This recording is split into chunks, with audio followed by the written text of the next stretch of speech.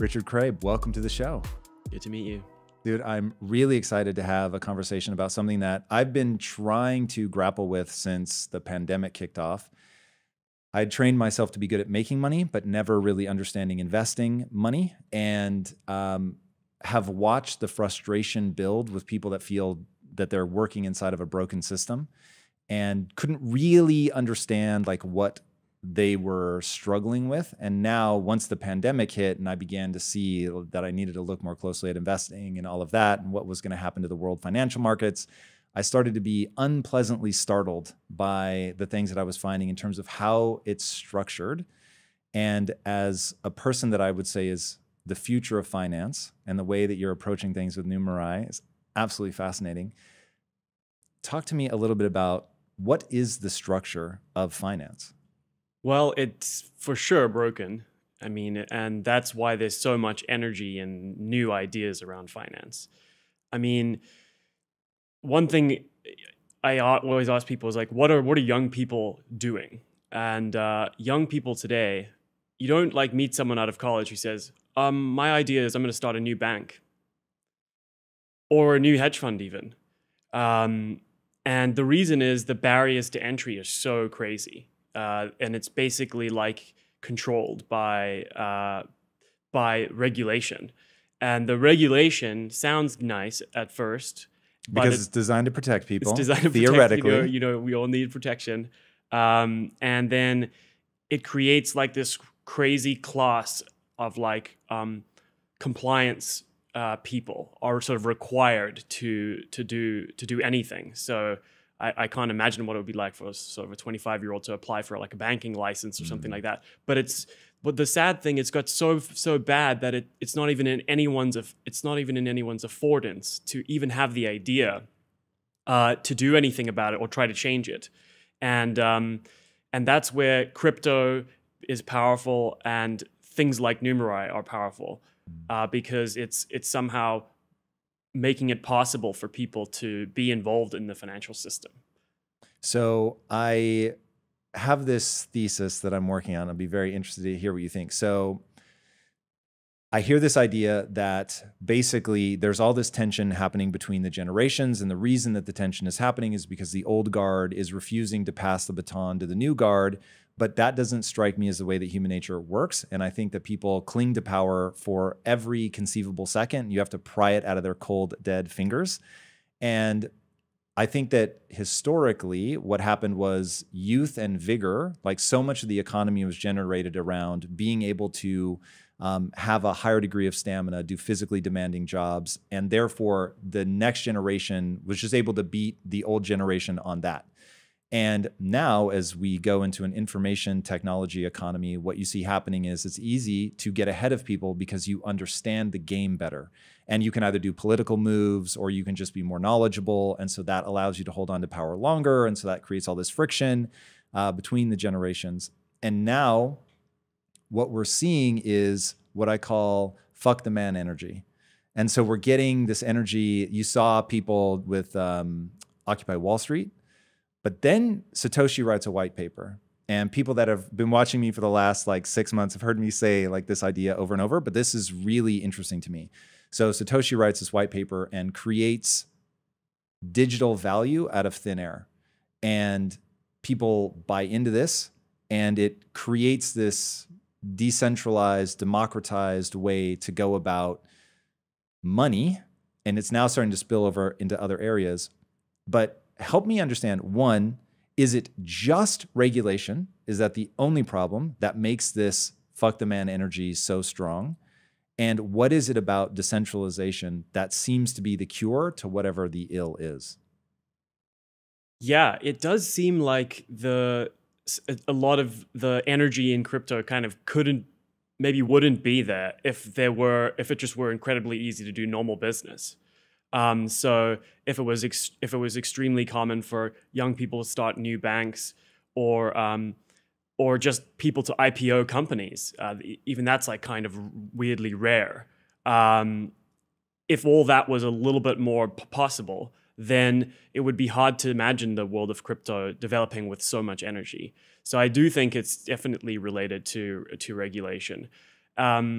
it's also like a kind of, I think there's something going on with like technological literacy as well, where there's the way that the finance people talk about things like exchanges. It's like there's a lot of jargon. You don't understand it. You could never build something like this. We're much smarter than you, that kind of thing. When actually it's like 100 lines of code to write Uniswap. And you can have digital assets being traded in a decentralized way with no intermediaries at all. And so there's something about it where it's like people are realizing how bad it is and how easy to rebuild the whole financial infrastructure is just with new technologies. And that's the sad thing. It's like when you're growing up, you kind of think, I remember growing up and watching the internet entrepreneurs do amazing things. And I always thought, well, when I grow up, I'm going to use the latest technology to do amazing things as well. And somehow it's a little bit gray area to be using blockchain or even AI or kind of any gray area from regulation. From a regulatory, yeah, you don't know what the U.S. is thinking about cryptocurrencies and any new systems that challenge old systems. And so it's like super okay to build a social network in 2006. But even if you can write a new stock exchange or a new bank or a new type of hedge fund, even if you can do it and you have done it, it's weirdly not, it's like not sort of like acceptable yet. You don't know whether the government's going to be like, wow, yeah, we want all this wealth to be captured by the United States, you know, or are we just going to ban it? And people like me I came from South Africa to be, you know, try to be like an Elon Musk of hedge funds or something like that, right? And I thought this would be the place that would be definitely very, very pro technology. But weird things are happening in the culture where it's not, and I think it's bad. Yeah. Tell me more about that, because so I never expected to do a single interview where the words culture war were put together. Like, just did not think that would be something I would ever get involved in.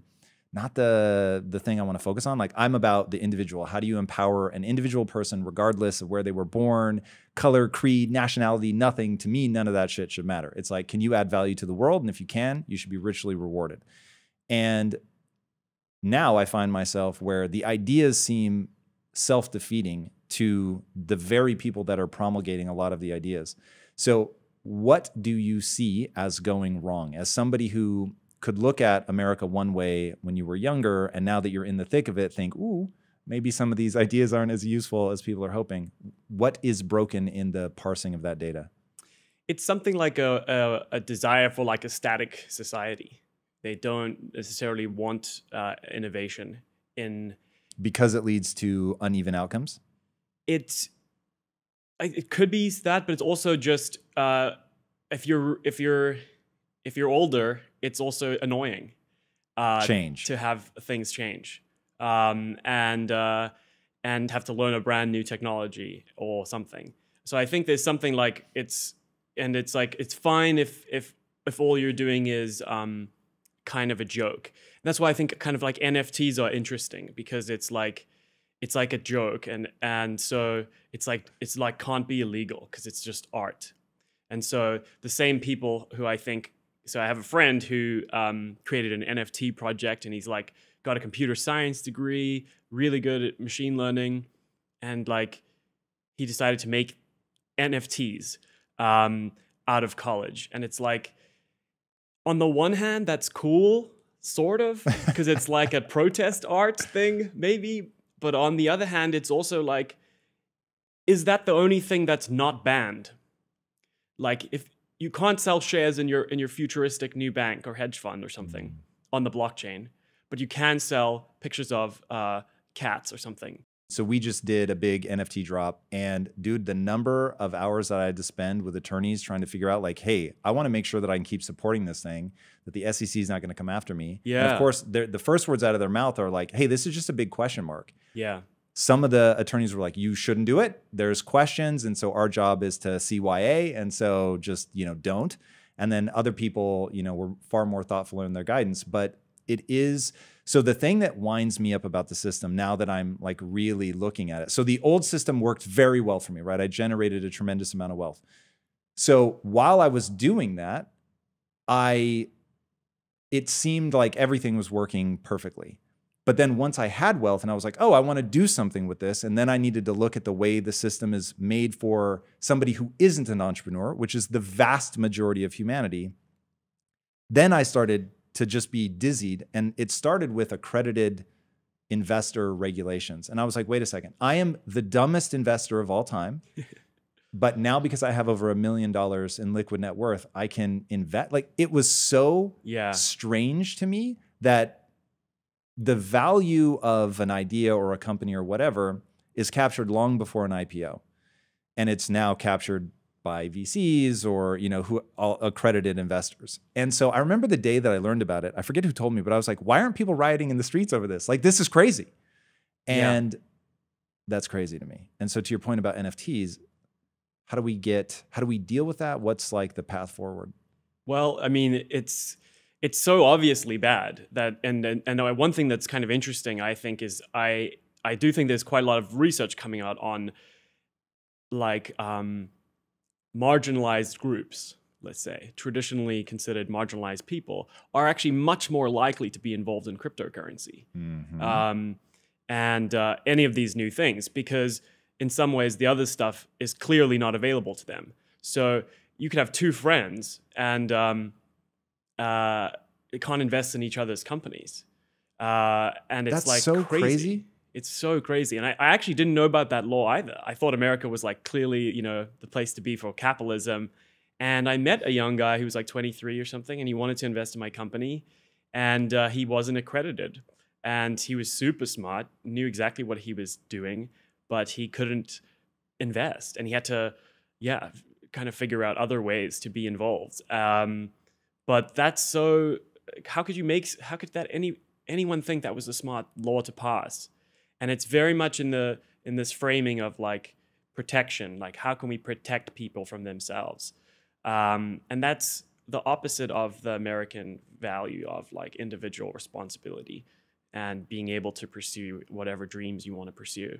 Going back to my question about like, what do we think is broken in the culture? That to me is a big part of this. Is I love the energy of wanting to protect people and making sure that they're safe, and that there's like in business, number one rule is avoid a mortality event, right? So you have to learn to hedge your downside.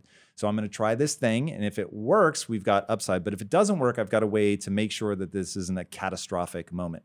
So I get that. Like I can put on my my hat of giving them the benefit of the doubt, but at some point you have to look at what is the result of that system. And if you're looking at the result of that system, it becomes pretty apparent that you've made things so hard that it's only people that can cross this incredibly insane threshold that are going to be able to take advantage of it. And so that is where this starts to really get wonky. But now if we take that hat off and we put on a cynical hat for a second, it really starts to be outrageous. Of you've created the ultimate game to isolate people that don't know how to play that game. And then it creates this sense of overwhelm, which shuts people down, and then they don't engage. And so when the COVID crisis kicked off, whatever, we're filming this like 18, 19 months into it, I started having like some of the biggest brains in finance on. And I didn't know how to do those interviews to be helpful because I was trying to help the average person. And I just could not get them to articulate, like, how do you don't want to put the average person in a position where they have to understand what's going on in China and trade wars and stuff like that to be able to make a decision. How do you think of that? Like, as you look at, all right, we're wearing our cynical hats for a second. We have this system that seems designed to isolate the average person. It is an incredibly complex system.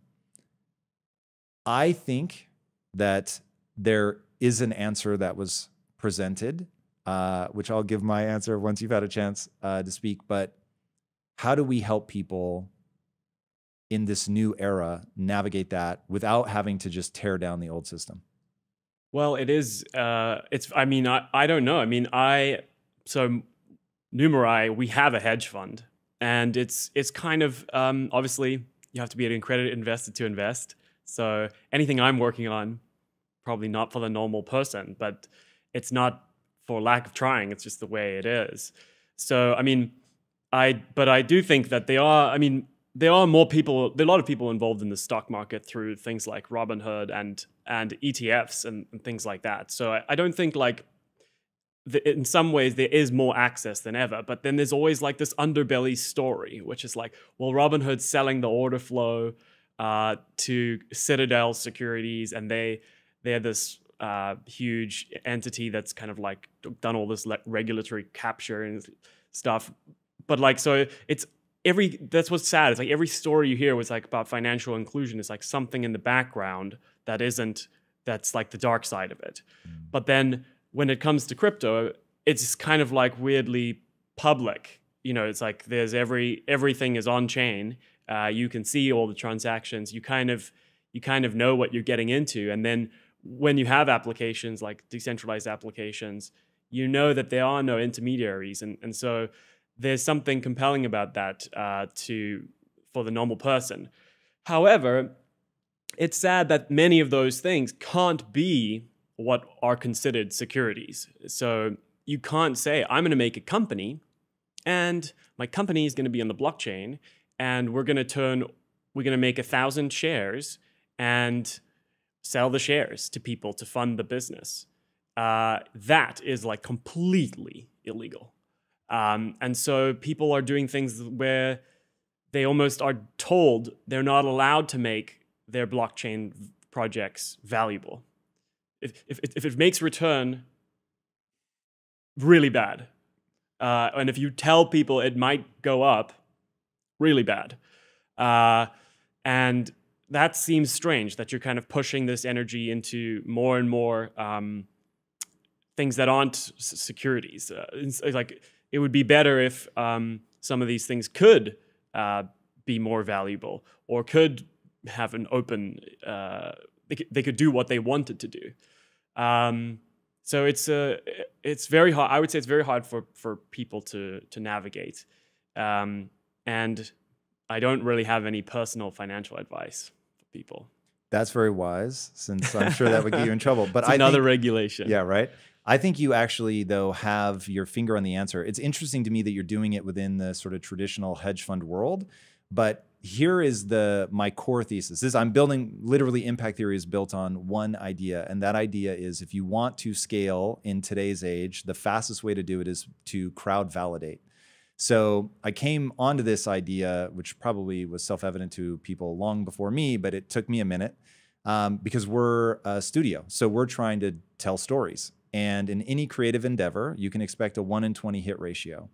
And so as I'm thinking through that, I'm like, okay, we have to then start with the most inexpensive way to bring these ideas to the public. And then in the inexpensive version, you want to get the crowd to vote with their attention, essentially, on what do they like, what do they not like. And as they validate that, then I spend more money. So our value chain starts with what we'll call fan fiction. So it's just prose, right? Somebody's writing a story and people are either responding to it or not. It's often called light novels because it's not like, Nabokov where, it's like some really deep shit. It's fun stories. It's done serialized. So, maybe you do a few pages a week or whatever, and people just tune in, and every week they know they're going to get something. And so, okay, cool. If that's popping off, then you move it to a comic book. Then if the comic book pops off, then maybe you do short animation. If the short animation pops off, then you pitch to Hollywood and you do like the full-blown thing. And so you've got this trail of value where you can point back and say, hey, Netflix, the reason you should get this is look how many people read the weekly thing. We've already got, 100,000 people that read that every week. The comic book has 1 million people in it a week. Our animated shorts, have done hundreds of millions of views. So this is something that people are going to be interested to check out. Now, you're going to have to explain to people exactly what Numerai does. But the fact that you're essentially, and I don't know that you would use the word crowd validate, but you're using this intelligence of the crowd to create a totally new paradigm for approaching the market. And I think you've tapped into something that is universal. It will work everywhere. You just happen to be using it for finance. Exactly. I think you're right. That thesis is going to be completely right. This idea that you could make kind of communities, and then those communities could have huge impact over the long run because they get bigger and bigger and bigger. Like think about the Ethereum community or something like that. And Numerai is trying to do that. So basically, the trad finance. What's trad finance? Traditional. Got it. Is it's like you have a lot of thousands of really bright people going into Wall Street, and you have thousands of sort of associated paper pushing kind of like imaginary bullshit jobs that that we all know about. It's kind of a whole fake system. But you would think it would be worth it if they were good at their job. But it's like more like 80% of fund managers actually underperform the market, don't beat their benchmark, and they charge huge fees, and they just keep getting money because it's often an agency problem. So a big pension fund will say, "Oh yeah, you guys have a bunch of our money," and the pension fund gets to go to drinks with them, and then they slowly lose money over time, but they keep entertaining the guests. This is kind of thing. And the people who are in the pension fund don't even know where their money is, so they don't have any agency to stop that problem.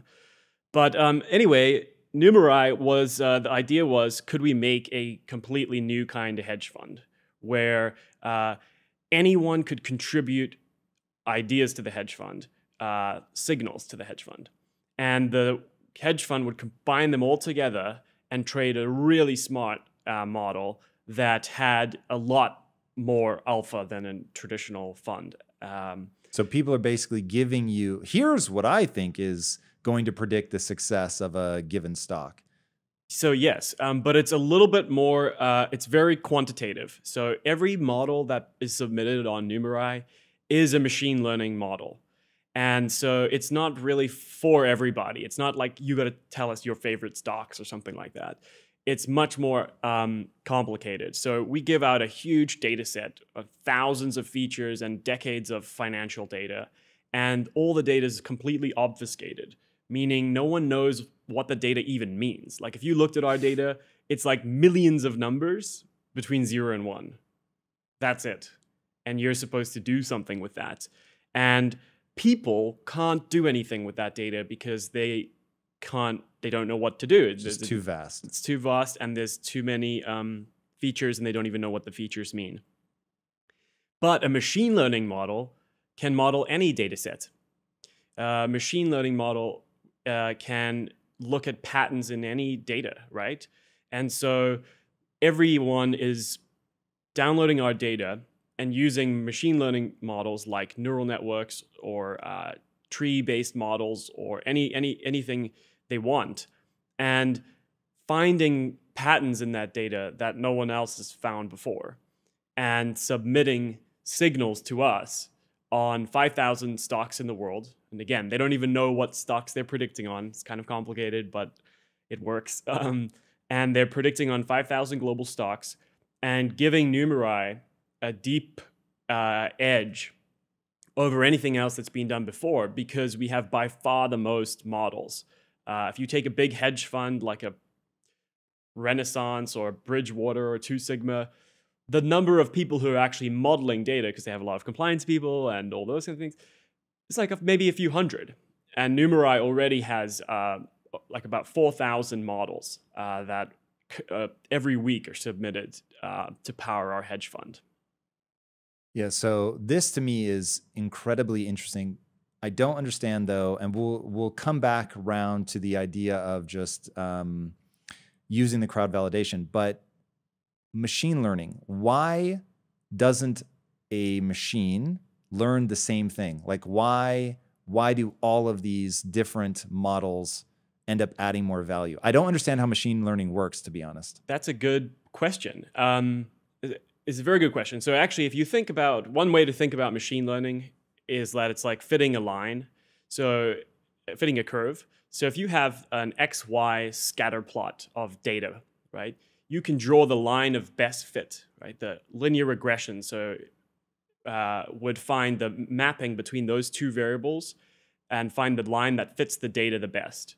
So for a linear model like that, there's always a right answer. So given any scatter plot, if you computed the line of best fit and I computed the line of best fit, we would get the same answer.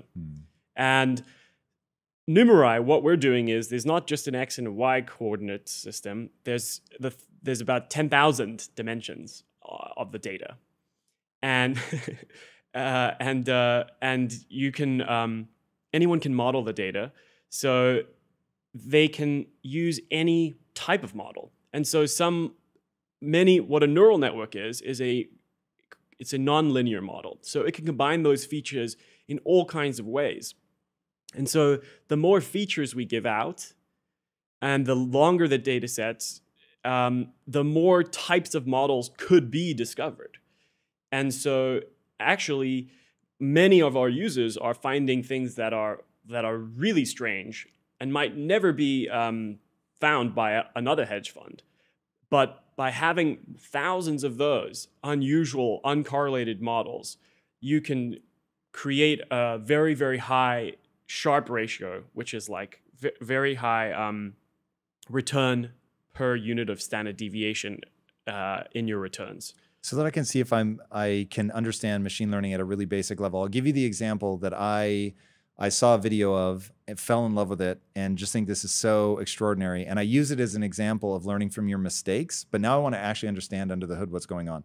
So there's a game called Breakthrough, and it's like an old Atari game, and you've got a paddle and a little ball, and then you've got these bricks at the top. And the idea is to break all the bricks as quickly as you can, basically. And when the machine starts playing, the little paddle is just wiggling like mad. Clearly, the machine doesn't even know what it's supposed to do. So I don't know if they told it, get a high score. And so it's like, okay, like I know I can move paddle. And so it moves paddle randomly. The paddle finally ends up accidentally colliding with the ball. The ball then breaks something. Now the machine's like, oh, motherfucker, I see how this goes. And then now it tries to hit the ball. And then it hits the ball and it starts getting points. Then one time it breaks through all the way on one side. And now the ball starts bouncing automatically at the top and automatically killing everything at the top. And the paddle doesn't have to do anything. So then the machine starts to optimize for how quickly can I break through one of the sides and get the ball to do this auto bounce thing at the top and break all the things. And so what is the person doing to explain to the machine? Like, is it giving it an incentive, get a high score? Is it telling it wiggle the paddle? Like, what does it do so that then the machine can actually learn? Great question. And that's a great example of machine learning. So what's happening there is there are features, right? What do I mean by features? Just like at any given state, there's stuff to know about the system. And so you know where the paddle is and you know where the ball is maybe. And based on the pixels in the screen, those can generate a bunch of features. And then you're basically fitting a model to those features and learning from experience. Are you teaching the machine that there is a good state and a bad state, or a better state and a worse state? In that particular game, I think they did give it the score, and they just said optimize the score. And in a similar way, how sometimes these machine learning algorithms can become so good, they have almost like an alien intelligence. Like the way it breaks up into the top of breakthrough, and just sort of like starts, it just becomes like, whoa, you're like perfect at this game. And my hope is that with Numerai, the longer we go on, the more alien and peculiar the types of trades we make. I'm trying to reach into your mind and figure out what you mean by alien, and I think it's this, that there's no emotion. There's no emotion, and it's also unexpected. It's like a creativity that emerges, and it's like, why did you think to trade Tesla now? Everybody doesn't like Tesla or whatever, and then you're like, well, I don't know why, but the models have started to get really, really intelligent and do things where we're like, whoa, that was a good trade. This is so interesting. So I'm going to keep pushing on this. All right. So you're telling the machine to look for states. I'm guessing if we're Numerai, well, you're going to tell me that you don't know. I'm going to say things out loud. I get that there are going to be flaws in this. If I'm trying to come up with a Numerai signal, so I'm saying, here's the thing that I think will accurately predict what trade to make when, that I have to tell the machine that's parsing that historical data, I have to tell it that there are certain things to value over other things. One of those, I'm guessing, is return on investment. Yeah, exactly. Okay. That's your first guess, that you might want to tell it to choose to make a return. So the target variable, the thing you're optimizing for, is return. And where this becomes alien is that I think, ooh, actually don't optimize for a return, optimize for this, and it happens to give me a bigger return. Yes, in fact, we don't optimize for return. It's much more complicated. And because when the stock market, you're not just trying to choose one stock and put all your money in it and hope it goes up. You're trying to build portfolios. And in fact, with Numerai's fund, we don't really mind where the stocks go as long as the portfolio Meaning, I don't care well. if they go up or down. Yeah. Most people don't know what a hedge fund is. That's true. So I'm going to give you a definition of hedge fund, and you're going to tell me how off I am. Here's what I think. So I try to make sense of the word hedge. So that most people think of the stock market is you choose the right stocks that are going to go up. Whereas a hedge fund is going to be able to go in either direction because they're hedging something. So either if the stock market is going down, you could hedge, no, I actually think it's going to go up. Or if the stock market's going up, you can hedge and say, no, actually, I think it's going to go down. How close am I? That's correct. And yeah, a market neutral hedge fund is kind of the purest version of a hedge fund, where every long position, every stock that's bought, there's also a corresponding short position. And how doesn't that just always equal zero? It should. Yeah, that's what's cool. If you have lots of longs and lots of shorts, and you bought them randomly, and all along means is it's the value is going to go up, and a short means the value is going to go down. Exactly. Okay. So you've got longs, you've got shorts. The expected value of that is 0%, and if you bought because the basket of random stocks you're buying have an expected return of the market. So it'll kind of go up as much as the S&P if they've probably got 500 random stocks. And then the expected return of the shorts are negative, the market. And so together they make a portfolio that shouldn't move. And the trick is, what if you didn't choose randomly, and you chose with intelligence? Maybe you could have the risk of cash, because it's just, if it's not supposed to move, you're taking the risk of cash. You're not taking the risk of the market. And I don't know what that means. You're taking the risk of cash, not the market? Yeah, so it means like if you have $100 and in your account, and you go long $100 and short $100, you haven't spent any money. When you short a stock, you get money for selling it, even though you don't own it. Oh God, this gets so complicated. So thankfully I've walked through this with my money manager, and I think she wanted to punch me in the mouth because I was just like, I don't fucking understand this. But now I have a loose enough grasp. So basically, if I am betting, which you're probably going to hate that term, but if I'm betting that the stock market is going to go down, there's somebody else who's betting that that it's going to go up. And so people are willing to buy my position, and they're paying me to guarantee me to buy it. They are making a little deal with a broker to borrow your stocks for shorting, and they can borrow your stocks, and then once they've borrowed them, they sell them. And so they're selling something they don't own, but they will return your stock later whenever you need it. But somewhere in here, we get into Wall Street bets and how you can really fuck people up with shorts and stuff. Maybe explain that. How does it end up being dangerous? Because I still can feel that my brain is confused.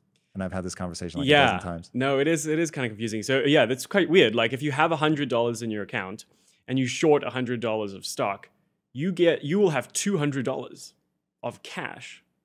In theory or in reality? In reality, yeah. How? But because you borrowed stock from somebody, you just said, hey, can I borrow some stock? And they're like, sure. You have to pay us a little bit of interest, but like you can borrow my stock. So now I haven't done anything. I've still got my $100 and I've borrowed $100 of stock. And now because I have borrowed it, I'm also allowed to sell it. It's mine to do whatever I want with. So I sell it. And then I get $100 of cash proceeds. So now I have $200. Have I doubled my money? No, because I have a short position. I have to return this stock eventually to the person I borrowed it from. And therefore, if that stock doubles, I will lose everything. Because I have to buy it back at the higher rate I would buy to it back replace at it. 200. So if the price actually goes down, then I was okay because I sold it and I don't have to buy it back? You can return it at the lower price. So if it goes down to 50, and it goes you down go even buy more. it And at I 50. got the VIG on the Delta. Exactly. Or I guess not even the VIG. I got the Delta. Yeah. Fuck. So that's how shorting works. And you can see why it's scary because there is Why is that legal? Like, this is complex shit. This is like really gambling. But this, so you're going to say something, I'm guessing, about the efficiency of markets? Yeah, I would like to say something about that. But yeah, I mean, if someone knows something about a stock, knows it's going to go up, you want them to buy it because they're making the market more efficient because they're putting buy orders on that stock and it becomes more valuable. If someone knows something about a stock like it's going down, why shouldn't they be able to express that knowledge in the market so that the price of that stock tends towards the sort of... Because it's mean and it will influence people's perception. Now, I'm not saying you actually shouldn't be able to. You probably should. I don't know shit about it. But that would be that's one thing that freaks me out about shorts, is if you're paying attention and people see, ooh, that person who I think is really smart is shorting it. Now my psychology flips and I think it's going down. And that brings us right to fucking Wall Street bets, where it's like you really can influence markets. Yeah, for sure. And there's maybe some questions about whether you should be able to short and then also take out a front page ad in the New York Times that says this company sucks and everyone should sell it or something. Which people do, I take it? People do that kind of thing. And that's what was happening with Tesla even. You'd had these kind of normie analysts on Wall Street making up stories and trying to get Tesla to go bankrupt. And that would have been a very bad outcome for the world if that happened. Yeah. And it was quite close. So then, you know, but yeah, it worked out in the end. So I would say that when we short, we're shorting like a very small amount, and we're actually not interested in the company losing. We're just interested in hedging our risk with a company that we think is like average. And so those are the companies we tend to short. And I do think there's big questions about this sort of activist shorting, where they're like, this company's a fraud, it's going bankrupt, and they get huge positions. But thanks to markets, they've been killed already. So the Gamestop people killed those types of shorters. In fact, they shut down their firms. This is the craziest story of the last 5 years. I mean, this is absolutely bananas. Yeah. Walk people through that. I don't know how familiar my audience is with what happened with GameStop and Wall Street Bets. Walk them through it. What is Wall Street Bets? Let's start with that. Well, I'll tell you a funny story, actually. I was coming back from South Africa after the Christmas, and I was stopped by the immigration. And they were like, what are you doing in America? Yeah. What's your job? And I was like, I work at a hedge fund. And he just started laughing. He's like, were you short GameStop? And he was just like laughing. He was like so happy. He was like so happy that the hedge fund people were struggling under the Wall Street Bets thing. So it was a very interesting kind of movement where GameStop considered kind of a bad company, not many prospects, and but Reddit people decided they really liked it. and kind of got together and pulled off this massive short squeeze where they knew a lot of people had shorted this company. And they knew that the more the price went up, the more they'd have to cover their short, as in, do this, what we just described, where you have to go out and buy the company that you don't even want to buy in order to return it back to the person you borrowed it from. And why can't you just wait for the price to come back down? Because you have some kind of risk mandate in your fund, and maybe you have a deal with your investors where they say, you're not allowed to have more than 30% in one name. Otherwise, we're going to pull the money or sue you. And so they maybe put 10% into GameStop short, and then it went to 30%. Suddenly it's 30% of their positions. Because the value would be so high for them to have to buy it, that on the books it changes the ratio. Exactly, yeah. So it's suddenly this huge position, and they have just a rule. They can't keep holding it. Even if they think it's going to eventually go down, their risk limits say they have to sell some. And so as an exit the position. So they end up needing to go into the market to buy the exact thing that they think is going down, and that pushes the price even higher. That is crazy. Yeah. And so it was a very interesting thing to watch, because it was a bit of like maybe crowd validation, because it's like you have all these people and they're posting screenshots of their accounts on Robinhood, proving that they're in and that they're diamond hands. They're not gonna sell.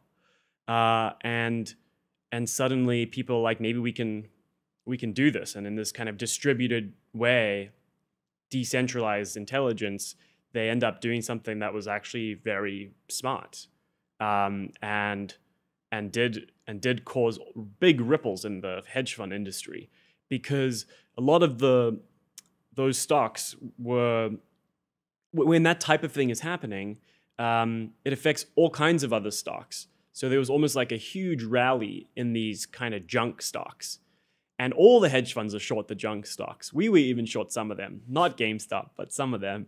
And they don't know how to deal with that type of event. And it's almost like unprecedented. And so you had funds like one of Two Sigma's funds was down 8.6%, which is like one of their worst years, one of their worst months on record. And many, many other quant funds did terribly because of this. So it really did have a negative effect on those markets.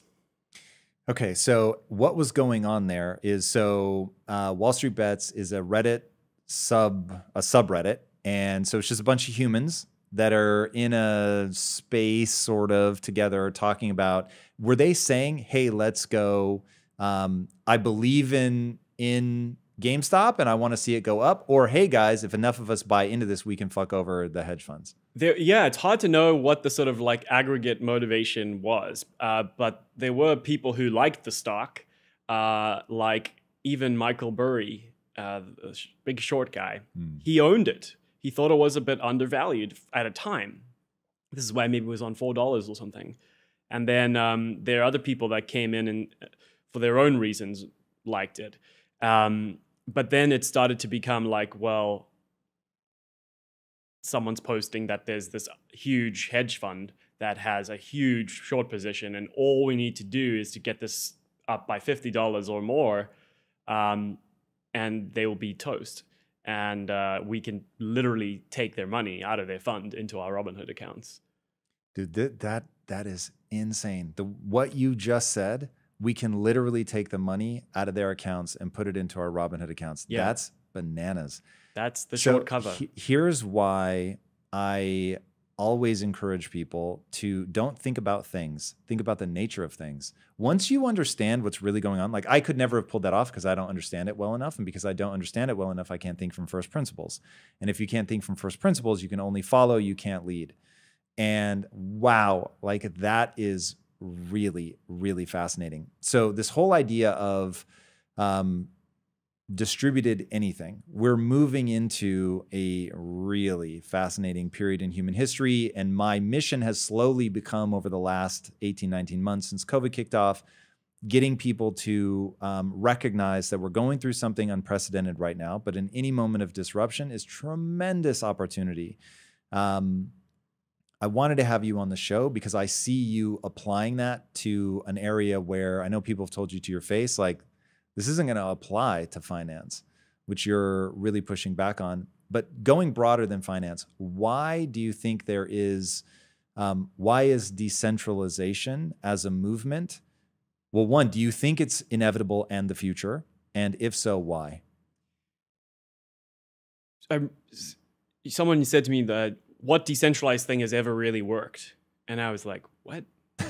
Literally capitalism. That is a decentralized, that is the story of it. So it's like this idea that if you leave people to their own decision making and let them start things and create capital, it will just kind of do amazing things. And no, there was no central planner who called Elon Musk 15 years ago, 20 years ago, and said, you have to start an electric car company. Please do it. We need it. No one, it was from him. And so you can have a system like the capitalist system where you have amazing outcomes from people following their own instincts and motivations.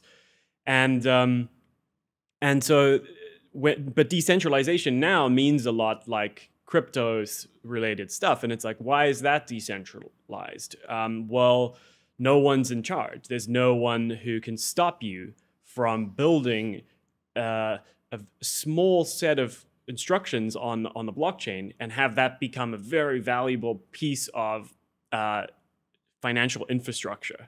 And that's so empowering for people. And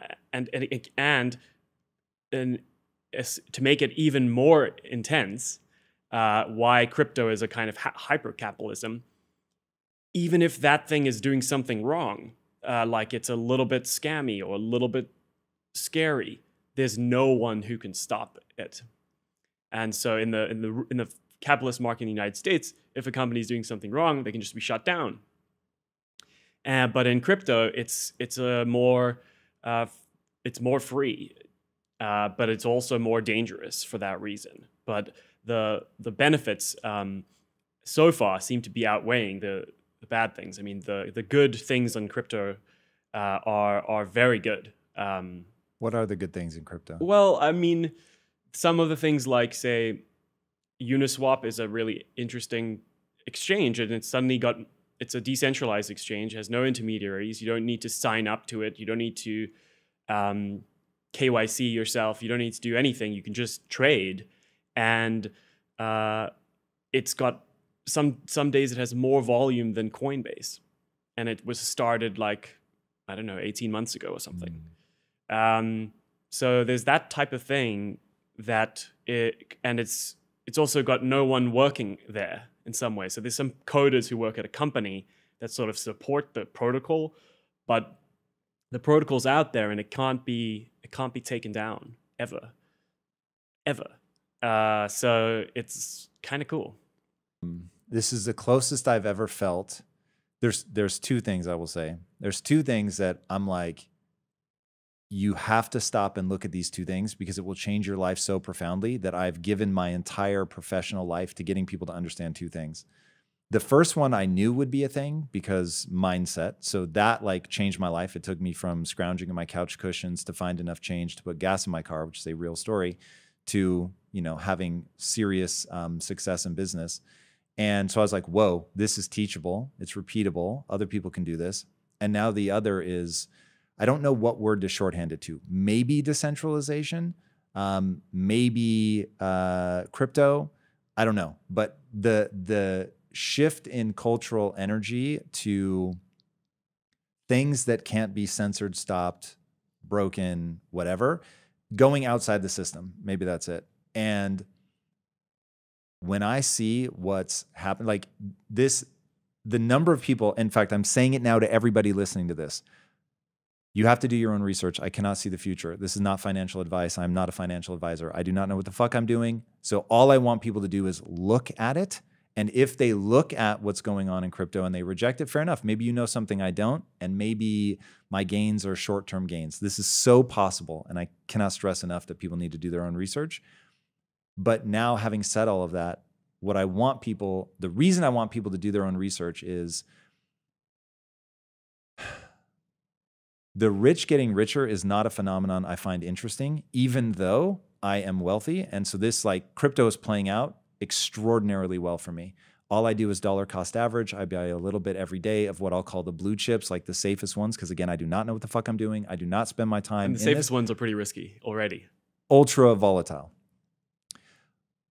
But like getting in there and learning about where all the cultural energy is flowing and at least looking at it, like otherwise, dude, this is going to be another thing where a small number of people who are in the know end up reaping all the benefits. And so I am so eager to get people to even forget like crypto as currencies. Anybody out there who's contemplating starting a business, understand why the culture wants that to happen, because you can deploy that, as you have done with Numerai, into a business, whether it's finance, whether I'm doing it on the studio level. This is going to happen everywhere. This is what I think is the inevitable future, which I'll sum up as saying this. You have to find a way to tie the community into the success of a product and company. And if you fail to do that, you will fail in business, you will fail in finance, you will fail in everything. And it's a transition that's happening so rapidly that there will be outsized success over the next, I don't know if it's 5 months or 5 years or 50 years, I don't know, but it's happening so terrifyingly fast, and it's absolutely thrilling. I'm having the ride of my life. Most businesses will not be able to switch from extracting value to giving value, and that will, I think, will decimate them, and is exactly why there's huge opportunity in this moment of disruption. But I'm just so eager for people to really look at that. Yeah, it's very hard for people to get their head around that simple fact of like unstoppable or immutable technology. And because they've grown up in a world that is very controlled. So if you've had the experience of posting a picture on Facebook or something, and then it gets reported for some violation, and then you realize this isn't your profile page. This is like, and even they could change the design of the page. They could change what content is shown to your friends. You could be sort of shadow banned. And so if you think like that, you don't have any kind of relationship with any of the Web 2 things that you've been involved with, like Facebook or Twitter or something. You are you're not in any position of real ownership, and that is what crypto changes, and that's very, very powerful difference. If you upload, and that's maybe what you're seeing with NFTs. If you can upload an image to your Facebook profile and everybody can see that image, that's extremely low value compared to if you can own that image or a token that represents that image. One is worth nothing and some are worth $60 million on the blockchain. And so the difference between owning something forever and being this kind of like sort of like slave to a system is a very different mindset. And people, it's like one of my friends said, Fred Ursum, he's a co-founder of Coinbase. We went on a hike a long time ago, and like 2013 or 14 or something, 15, and he was just like, I think people want to like own their stuff. And I was like, what is this guy talking about? He's like, I think people want to own their stuff. And I've always remembered that, because that's exactly what it is. It doesn't feel like we own things anymore. Like even if you own a house, it's like somehow vulnerable to some government change of the way Dude, yeah. It's crazy. Like I'm in my 40s. I shouldn't feel this way, but I do. It feels weird. Yeah. You feel like you don't own. Yeah, like it feels like there's just a lot of like meddling, and maybe it's just restriction. I don't know, but there is something really intoxicating about this idea of actually owning your shit. Yeah. And I've become way more enamored with virtual goods, which I would not have believed if you'd told me this a year ago. I would have said, no, I'll always, like, I dig it. I get virtual stuff. I've always understood that. That's just made sense to me. But I would have thought that I would always value the physical more. And somewhere in the last 12 months, that changed. Yeah, that's an incredible thing to change. To feel like your relationship with your physical world is somehow fragile, but then your relationship with the digital world is actually fixed and permanent and doesn't need police. And so that's a very powerful thing to be aware of. And I do think you're right that over the next few years, people that don't get that quite right are going to be in a bad place. And I think even the big owners of the big monopolies like Facebook or Google or Twitter or any of those things, they're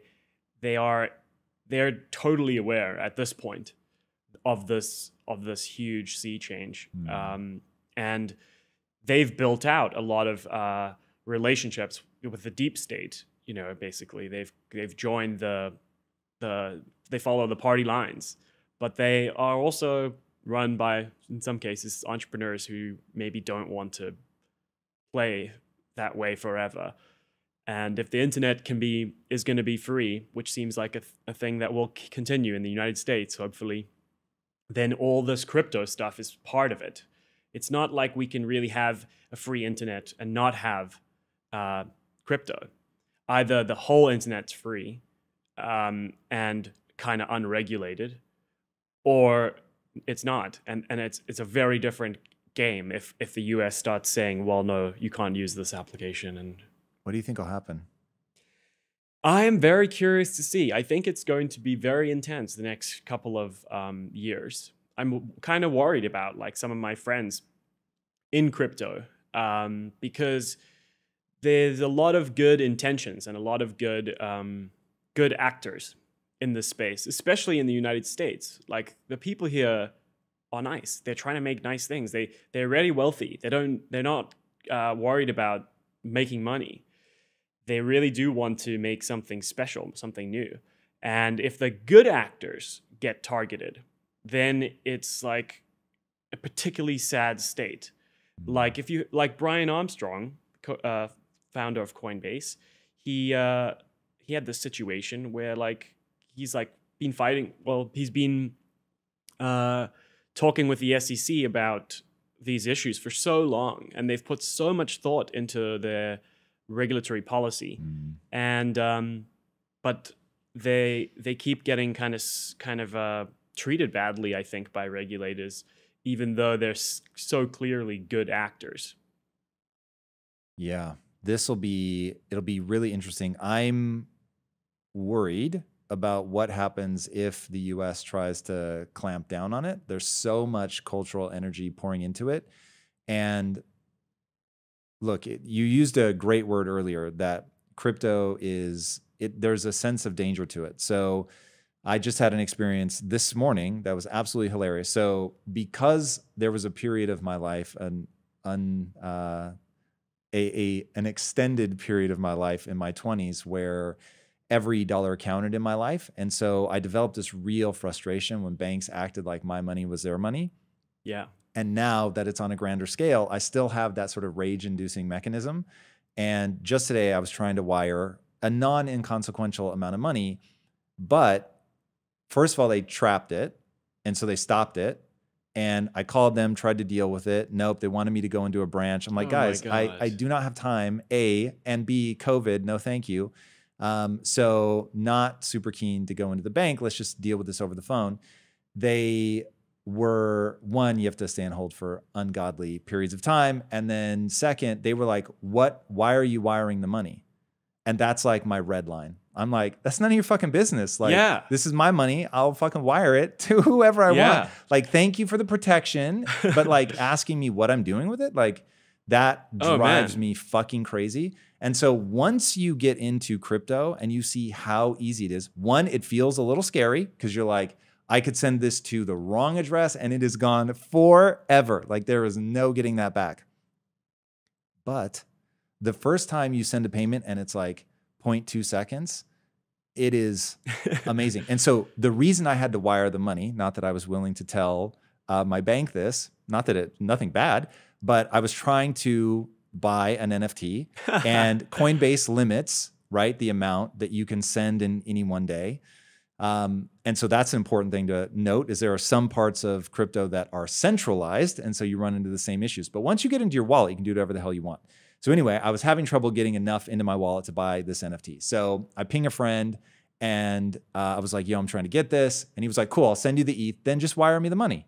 And so the hilarity of it took him 0.2 seconds to get me the ETH, and it's taken me like 4 days and like battling with my bank to get him the money. I was like, oh my God, this is so obnoxious. Well, it's funny you say this. Like I just had this kind of experience. So for some reason, just because I made I sold some crypto that I had, not one that I bought a long time ago from like a friend's project, and sent some to my bank account. Shut my bank account down. Card blocked, everything. And I was like, what are you guys doing? And I have like a private wealth person who's supposed to be like looking after my interests.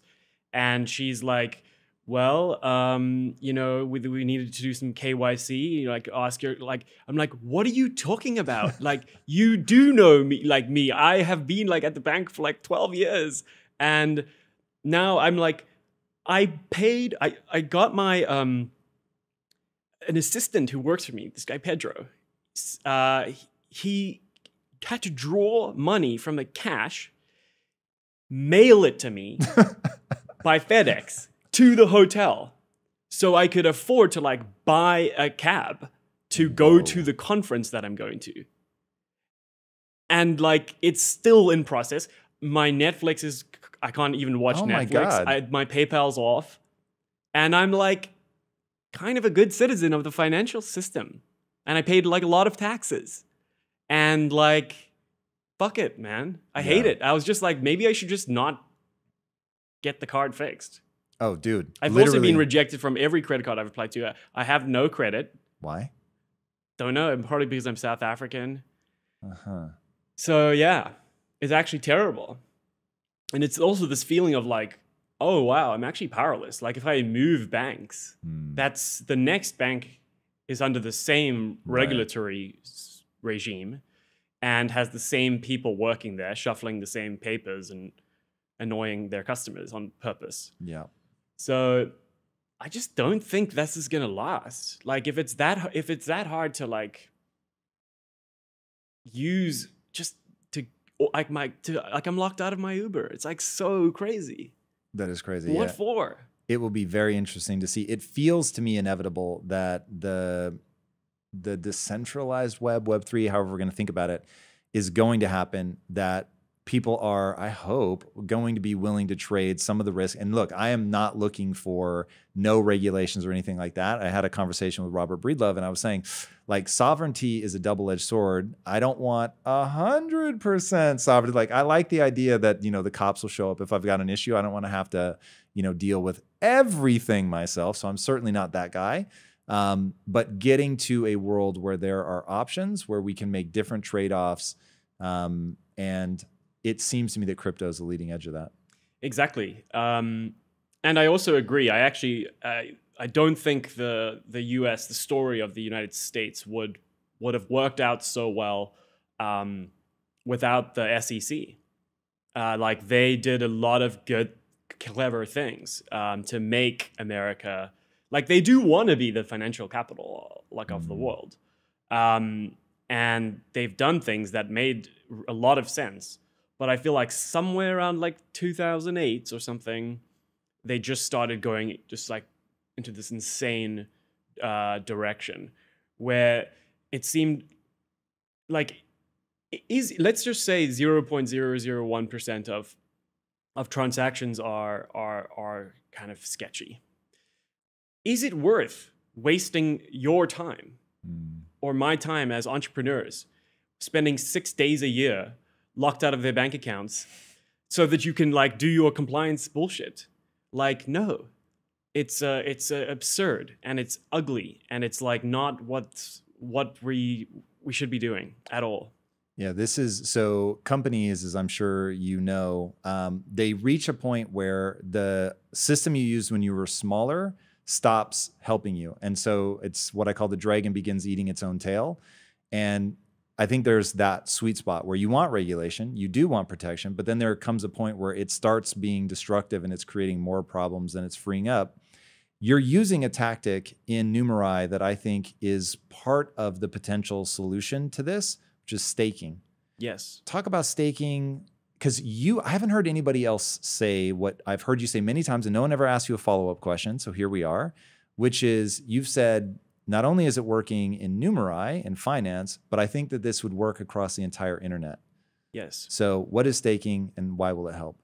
So staking is where you lock up some crypto assets, any coin, and because you've locked it up, you get some kind of benefit. And you can unstake and get your stake back. And that simple mechanism is really nice. In some ways, you know how like there's things on the internet, it's either free or paid. And I think like the middle of free and paid is like staking, where it's actually not paid. It actually is free. You can stake and then unstake. But you can do things when you do staking. So for Numerai, we had a really good start to the company. Had lots of people join, and amazing data scientists submit predictions to the fund. And after a while, what happened was people realized, well, if I just make 1,000 Numerai accounts, then I'm going to increase the chance of me having one model that's just lucky, and then I will win the Numerai tournament. And that's like a Sybil attack, it's called, sort of. And it's you don't want that in a system like this, because we want to know you believe in your model. We don't want to have thousands of models just hoping to get lucky. Because it just creates noise? It creates noise, and we wouldn't know which models are good. And with staking, we say, well, in order to make any money on Numerai, you have to stake our cryptocurrency, NMR, on your model. And that is how you earn money. Like if your model performs well, you will earn more NMR tokens. And if your model performs badly, we'll destroy some of your stake. And that simple mechanism of having the rewards be linked to the stake means you can still go and make 1,000 accounts, but which one are you going to stake? Or which is going to have the most stake? The one that you believe in the most. And that's this big problem that we solved, where it's so easy to make a quant model that looks good. It's like it's got a good back test. It looks like it's going to work on the future. But with staking, we only pay based on if your model's going to work in the future, and we get you to say up front, you put kind of skin in the game and say, I believe in this model so much, I'm willing to stake $100,000 on it. And that's how does that advantage them to, instead of doing $10, why 100,000? Do they get a bigger payout? Yeah, so the payouts are based almost like as a percentage of their stake. So if they have a kind of 2% correlation with returns or risk-adjusted returns, they will end up having their stake go up by 2% or burned by 2% if it's bad. Did you watch Squid Game? Yeah. This reminds me of the marble thing. How much did you bet? So you've got whether you were right, and then you've got the shit. Yeah. Well, Yeah. not that gave anything away, them, but yeah, peeps got to watch Squid Game. So good. Yeah. Okay, so how does this then carry across to the rest of the internet? So because it solves the sort of spam problem. Like, what if you could, on your Twitter account, you know, the Twitter check mark. What if there was another check mark, the green check mark, which is just like the person who owns this account has staked more than $100 on their account. Well, what's the big deal? Like, what would that do? Well, it would make you, whenever you see that, be like, well, this guy's probably not a bot. Because a bot army would never be able to afford staking That's fucking all of genius. them. And then you could, and if you ever want to unstake, people would be able to see that on the blockchain, and then you maybe lose your checkmark or something. So that simple thing, it's not like Twitter's now charging you to have an account or charging you for, it's actually not to do with Twitter. Just like staking isn't actually to do with Numerai. Staking is happening on the blockchain. And so when people stake, it's like a blockchain transaction. And so there's no intermediaries. And we can't steal your stake or anything like that because it's not an agreement with us. It's an agreement with Ethereum, kind of. So I think that those mechanisms could and will reach the broad web very soon and change the way we do things. Do you think that it has implications beyond just sort of validating who you are? It has it for anything that you want to have stake on. So for Numerai, all of our data scientists are anonymous, but they're doing it to express something else. It's their confidence in their predictions. And anything that involves like proving authenticity or proving you're part of the crowd. I mean, even say the GameStop thing. Imagine you could make a stake on a blockchain that proved that you held GameStop and you weren't going to sell. And anyone could maybe see on the blockchain that if you did sell, that's the type of thing that's going to be able to happen where you could have collective contracts and be able to do incredible things once you have the proof that you're staking a lot. This is really interesting. So I was taking notes on you and like what I wanted to touch on. And I was like, man, oftentimes my intuition leads my ability to articulate why something feels right. Heard a lot of people talk about staking. I've never staked anything in my life, but obviously being in the crypto space, I hear it a lot. Hearing you talk about it, I was like, okay, that's a really interesting way to do it. When you're into crowd validation, you need to know that your crowd is validated. Yes. And that people aren't able to mimic the crowd or be a bot in the crowd or whatever. And so I was like, wow, this is really interesting as I think about, trying to build out a studio and do it in a different way and use all these layers of crowd validation. I was like, ooh, there might be something there with staking. I don't yet know exactly what it is, but I can feel something tickling at the back of my mind that this could be useful. Totally. It's so useful to us, and it changed our business. Like there's so many businesses that I think couldn't exist without it. And so we don't even know what those are. But I think the idea of a crowdsourced hedge fund, it seems obvious that you should be able to have an internet hedge fund. Like there's an internet everything. Why isn't there an internet hedge fund? And the reason is you've never been able to get the contributors to that system to be able to put skin in the game. And we are doing that with staking. Talk to me a little bit about, so this whole idea of being a quant, it's so foreign to me. Have you just always been naturally drawn to math? Do you find math incredibly useful? I actually only really got into math in college. I just decided to get good at it because I realized there was so much of the world was written like in that language, basically. And you don't really get enough knowledge from high school.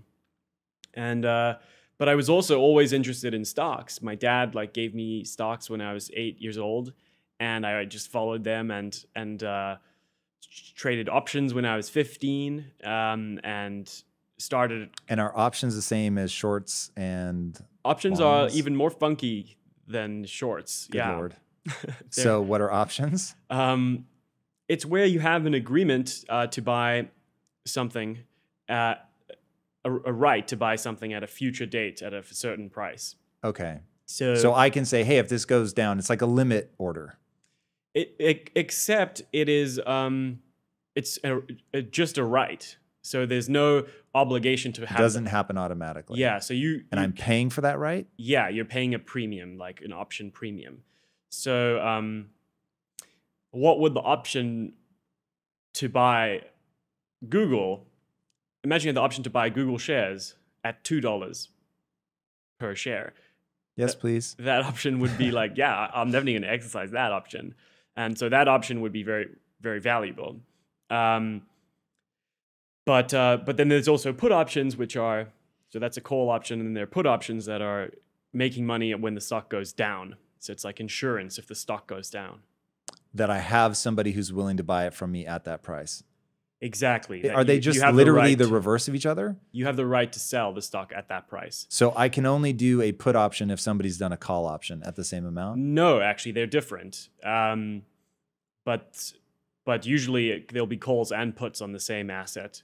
So let's just say, I don't know what Google's trading at, but let's just say you had the right to sell Google shares at $100,000 per share. Somebody has to be guaranteeing that on the other side.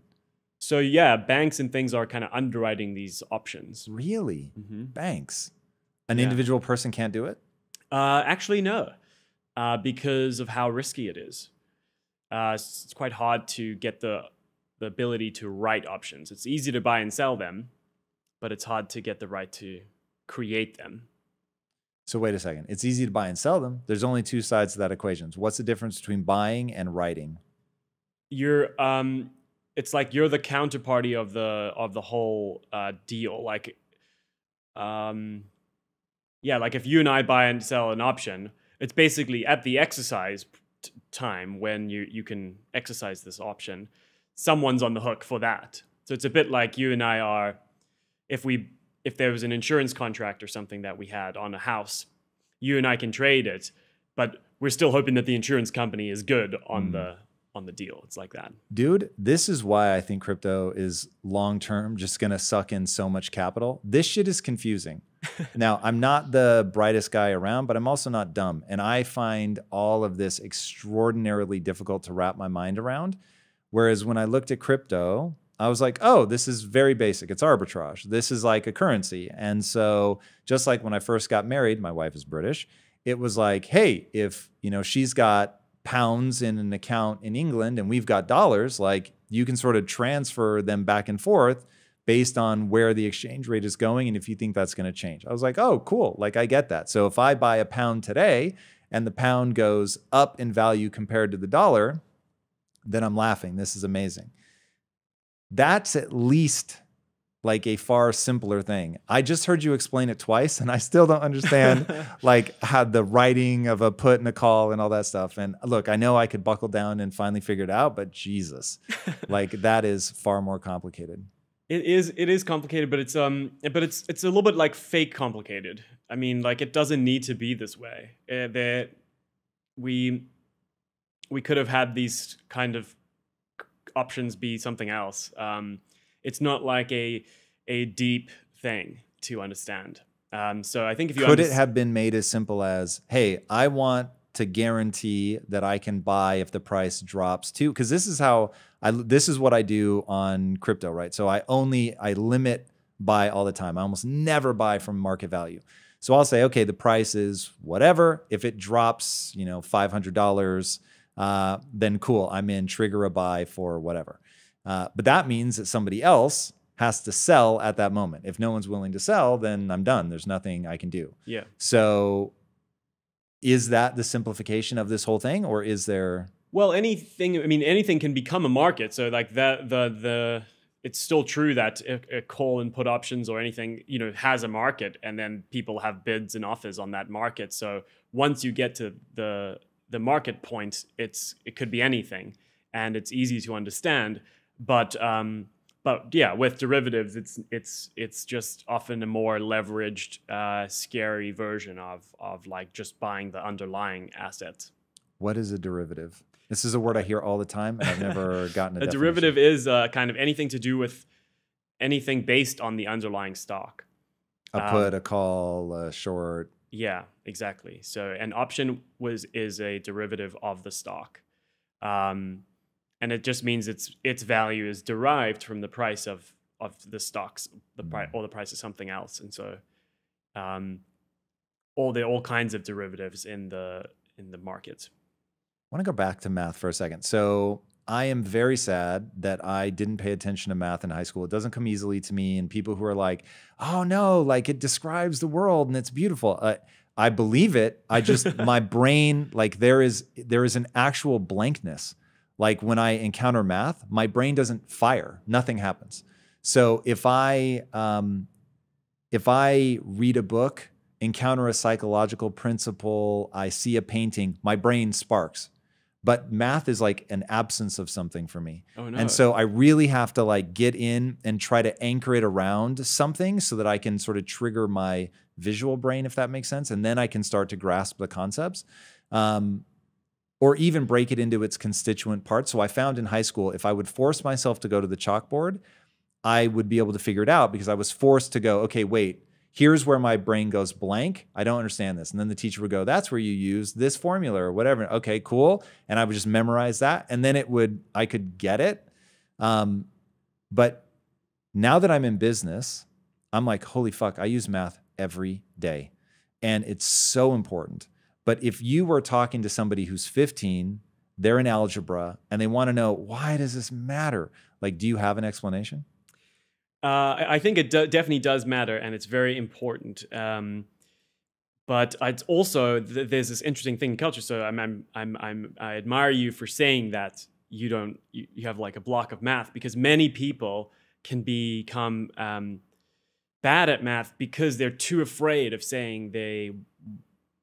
asking for help or saying they don't understand something, because there's something in our culture which is like, if you're good at math, you're smart. There's like very related concepts, which is just, I don't know, because of media. Like probably there was some movies that had like Rain Man or something. I don't know. But it's not true. I think anybody can do math and should do math. I used to tutor math to students. So, I mean, why is it important? I think it is a type of kind of a way of thinking, I think. But the sad thing I would say is that almost the entire of high school math is not real math. What do you mean? It's not to do with arithmetic, which is, what's 9 times 9 or something like that. Like even in movies where they have a smart person, they'll solve something quickly. And that's like an indication that they're good at math. But actually that's, again, a complete distraction from what like real math is, which is much more about constructing proofs. How can you show that two things that seem different are the same? And that type of thinking, proof-based math, is very useful. So to any 15-year-old out there, I would say try to learn some proofs. I remember these happening, but I cheated in high school, so I did not learn. What is a proof? A proof is a set of statements that... but mathematical statements, mathematical right? statements. It's not like Timmy went to the store. It's X equals Y or some crazy shit. But there could be some explanation and written component to it too. But ultimately, the logic is so rigorous that step by step, you get to the point where at the end of it, you know that the statement is true. Not in the way we normally think about what's true, but in a deep, permanent, universal way. Can you give me an example? Well, like Pythagoras' theorem, if you have a right angle triangle and a squared plus b squared equals c squared, I think that's it. And c is the hypotenuse of the triangle, and a is one side and b is the other side, and that is important, geometric result. And E equals mc squared, is that a proof? That is a physics statement, but they would be a proof that would lead to that based on other arguments. But yeah, I think it's very nice to know things for sure, especially in this world. And that's one of the reasons I studied mathematics, was because I could learn all sorts of things about kind of the political fashion du jour from, like, say, studying politics or something like that. But that would be almost like various kinds of propaganda in some way that might not be true. You know, something, controversial, like, say, something like human rights, maybe not so important as a concept, or something like that. And those things change with time. Whereas with mathematics, you are learning things that are going to be true in a deep and permanent and universal way. And so that's really nice, especially when you're trying to navigate the world, that you can know a few things, and they can be true in a deep way. And thinking back to crypto, like, there's some encryption proofs that show that, why can't I just take the money out of your Ethereum address and put it into my address? Why? What is the thing stopping me from doing that? And it's mathematics. It's the way that the encryption works. So it's nice to know a few things like that for sure, because a lot of people can be very confused when they put things in the same bucket. If you've heard of a website being hacked, why couldn't Bitcoin be hacked?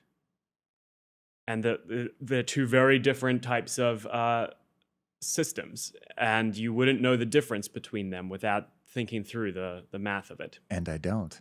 Is there an easy way to explain? Well, the main thing is, with Bitcoin, it's just like, it's on so many different servers, and they are following this protocol, and there's certain security guarantees that you get when you have a system that's distributed like that. Mm-hmm. Is a simple and so way of there's a saying proof around the number of nodes that it's installed on by, like, how they parse that data. And so if you make a request, that it knows, we've got an errant request over here. And so mathematically, based on the number of cycles it takes an average computer to run that equation, I'm trailing off here, but, like, I sort of get how that would work. Well, that's the type of thing I think that is worth at least knowing. At least knowing the nature of things can be different. And hearing that some bank had their website hacked would not surprise me. But hearing that Bitcoin was hacked, it wouldn't even make sense. It doesn't make sense. I mean, I've heard you could lose your keys, or someone could rob you, and an exchange could go down. But Bitcoin protocol itself would be a lot more resilient to anything like that. Very interesting. Okay, so do we just memorize proofs, or is there a way to discover them? Yeah, people discover them. That's what real mathematicians do.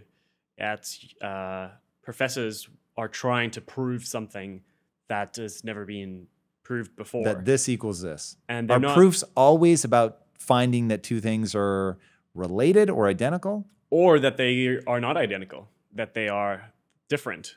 Sometimes there'll be a conjecture that these two things don't equal each other or do equal each other. And if you could show it either way, it would be a profound outcome. Because then everybody else can just memorize it. And so now we've just sort of laid another brick in universal understanding. Exactly. Everybody then, even 100 years from now in our Martian civilization, they could rely on that mathematics and use it for whatever they wanted to. Very interesting. Have you, by any chance, read Project Hail Mary? No. Oh my God, it's so good. So this is, talk about science that I can digest easily. It's written by Andy Weir, the guy that wrote The Martian. Cool. Which is what triggered my thinking on that. And it's absolutely fantastic. And in the book, he goes through, I say that it's math, not really, but he articulates science in a way that's fun. Like, hey, if you know the pressure, the tensile strength of this material, and the amount of gravity exerted because we're spinning or whatever, then you can get this outcome. And it just makes math and science sound like, whoa, if you really knew these things, there are a lot of problems that you can solve in life that you would not otherwise be able to solve. Yeah, exactly. And that's really important. You want to be like a magician. You don't want to just be following others, and being able to build things is very valuable. Why do you say like a magician? That rings true, but I'm curious. I mean, you know, like coming up with something from nothing. That type of practice you can get from mathematics and other things like that, because you're faced with a problem and you only have your mind to work with and other knowledge that you have.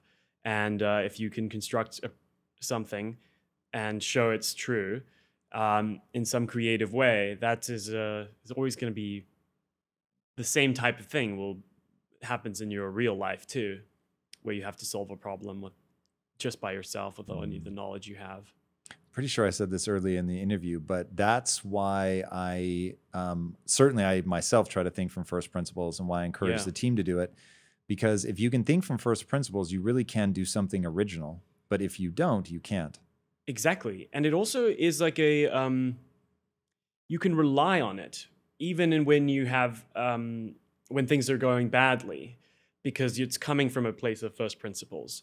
So one thing I often say about Numerai is to investors or something, it's like, if there were to be a hedge fund with all of the data, all of the best talent connected to it, and all connected with the perfect incentives through staking, why wouldn't that be the best hedge fund ever? Why couldn't that change the whole world? And so if you just think from those three basic principles, because we already have all three now, it's very easy to predict the future when you have a few things to rely on.